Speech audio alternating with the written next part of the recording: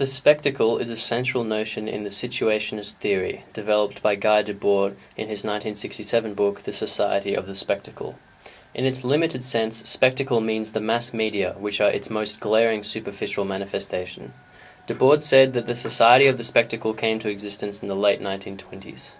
The critique of the spectacle is a development and application of Karl Marx's concept of fetishism of commodities, reification, and alienation, and the way it was reprised by Georgy Lukács in 1923. In the Society of the Spectacle, the commodities rule the workers and the consumers instead. The commodities rule the workers and the consumers instead of being ruled by them. The consumers are passive subjects that contemplate the reified spectacle. History and influences. Bernays and Adorno.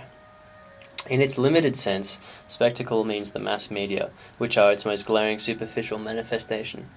Debord said that the Society of the Spectacle came to existence in the late 1920s. This is the period in which modern advertising and public relations were introduced, most significantly with the innovative techniques developed by Edward Bernays in his campaigns for the tobacco industry.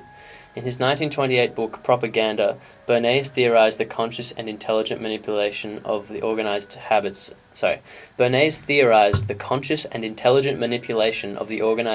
and opinions of the masses.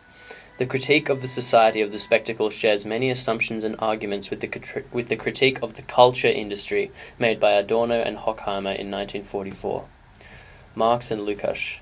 With the Society of the Spectacle, Debord attempted to provide the Situationist International with Marxian critical theory. The concept of the spectacle expanded to all society, the Marxist concept of reification, drawn from the first section of Karl Marx's Kapital, entitled The Fetishism of Commodities and the Secret Thereof, and further developed by Georgy Lukács in his work History and Class Consciousness. This was an analysis of the logic of commodities whereby they achieve an ideological autonomy from the process of their production, so that social action takes the form of the action of objects, which rule the producers instead of being ruled by them. Developing this analysis of the logic of the commodity, the Society of the Spectacle generally understood society as divided between the passive subject who consumes the spectacle and the reified spectacle itself. This is a quote. The spectacle in general, as the concrete inversion of life, is the autonomous movement of the non-living. Guy Debord's Society of the Spectacle.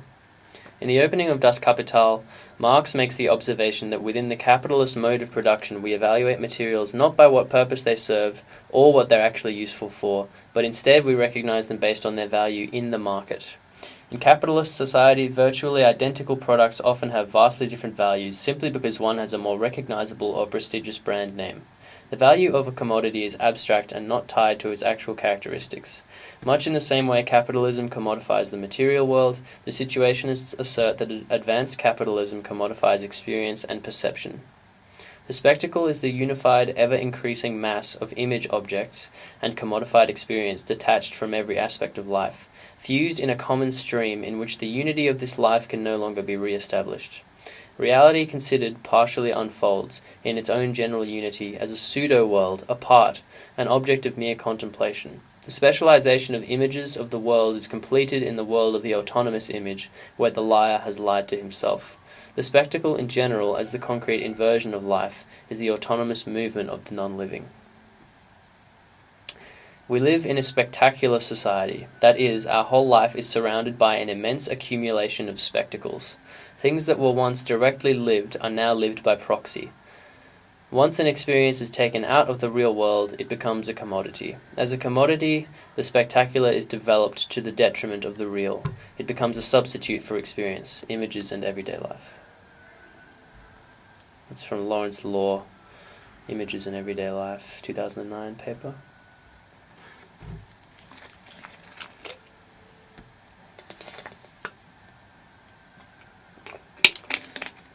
Features and aspects of the spectacle. Recuperation.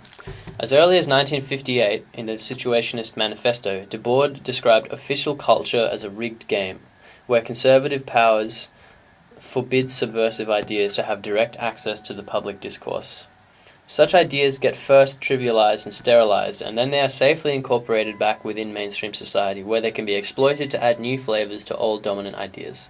This technique of the spectacle is sometimes called recuperation. To survive, the spectacle must maintain social control and effectively handle all threats to the social order. Recuperation, a concept first proposed by Guy Debord, is the process by which the spectacle intercepts socially and politically radical ideas and images, commodifies them, and then safely incorporates them back within mainstream society. More broadly, it may refer to the appropriation or co-opting of any subversive works or ideas by mainstream media. It is the opposite of the détournement. I don't know how to pronounce that. D-E with an acute. D-E with an acute, tour, and then N-E-M-E-N-T, détournement. In which conventional ideas... recuperation is the opposite of détournement, in which conventional ideas and images are reorganized and recontextualized with radical intentions. Debord discusses the close link between revolution and culture and everyday life, and the reason why conservative powers are interested in forbidding them any direct access to the rigged game of official culture. Debord recalls that worldwide revolutionary movements that emerged during the 1920s were followed by an ebbing of the movements that had tried to advance a liberatory new attitude in culture and everyday life, and that such movements were brought to a complete social isolation. Different forms. In Comments on the Society of the Spectacle, 1988, Debord modified his argument and claimed that the spectacle manifests itself in three different forms. Number 1, the concentrated spectacle. The spectacle associated with concentrated bureaucracy. Debord associated this spectacular form mostly with the Eastern Bloc and fascism, although today mixed backward economies imported and even advanced capitalist countries in times of crisis. Every aspect of life, like property, music, and communication, is concentrated and is identified with the bureaucratic class. The concentrated spectacle generally identifies itself with a powerful political leader. The concentrated spectacle is made effective through a state of permanent violence and police terror. Number 2, the diffuse spectacle. The diffuse spectacle is the spectacle associated with advanced capitalism and commodity abundance. In the diffuse spectacle, different commodities conflict with each other, preventing the customer from consuming the whole. Each commodity claims itself as the only existent one and tries to impose itself over the other commodities. This is another quote from the Society of the Spectacle. Irreconcilable claims jockey for position on the stage of the affluent economy's unified spectacle, and different star commodities simultaneously promote conflicting social policies. The automobile spectacle, for example, strives for a perfect traffic flow, entailing the destruction of old urban districts, while the city spectacle needs to preserve those districts as tourist attractions. The diffuse spectacle is more effective than the concentrated spectacle. The diffuse spectacle operates mostly through seduction, while the concentrated spectacle operates mostly through violence. Because of this, Debord argues that the diffuse spectacle is more effective at suppressing non-spectacular opinions than the concentrated spectacle. Number 3, the integrated spectacle. The spectacle associated with modern capitalist countries. The integrated spectacle borrows traits from the diffuse and concentrated spectacle to form a new synthesis. Debord argues that this is a very recent form of spectacular manifestation and that it was pioneered in France and Italy. According to Debord, the integrated spectacle goes by the label of liberal democracy. This spectacle introduces a state of permanent general secrecy where experts and specialists dictate the morality, statistics, and opinions of the spectacle. Terrorism is the invented enemy of the spectacle, which specialists compare with their liberal democracy, pointing out the superiority of the latter one. Debord argues that without terrorism, the integrated spectacle wouldn't survive, for it needs to be compared to something in order to show its obvious perfection and superiority.